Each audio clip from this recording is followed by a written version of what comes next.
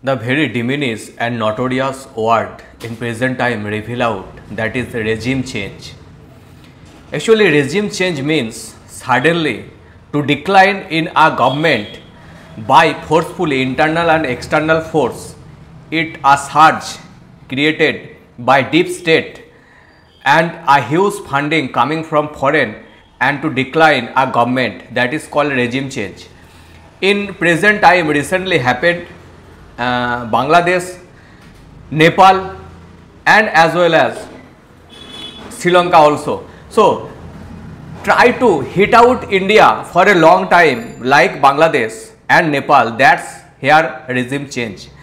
It is continue happened a surge coming from America or any other deep state, and Indian opposition they are support that, especially for Rahul Gandhi. When Donald Trump spoke about that India have not any democracy, the Rahul Gandhi opposition leader he support the Donald Trump speech. So continuously doing this incident, because in present time India in global scenario continuously upcoming its construction, its democracy and as well as economically also, because India is going to third largest economy and many country, many people have lost if India it construct is powerful democracy or powerful economy. It's especially for USA, because you know after imposing 50% tariff, finally Donald Trump try to nexus with India and nexus with Modi, and he announced that it's going to decrease the tariff 50% to 15%. Actually, it was heavily setback or hit back to Donald Trump for the from India and from Modi after imposing 50% tariff. He realized that it is not suitable for him and for also the USA.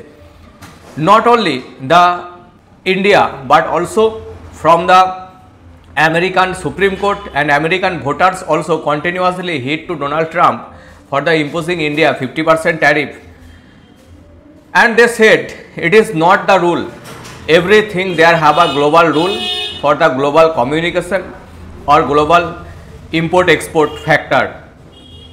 So America is continuously set back by the India and Indian economically development, it also hit back to USA. That's why USA continuously try to regime change in India, and it is the key factor of Nepal, Bangladesh. Every regime change key factor happened by the USA deep state, and USA deep state also continuously try to hit India's sovereignty and India's economy, try to decline India's economy. You know, in recent time happened in several states like West Bengal, like Assam, like Tamil Nadu.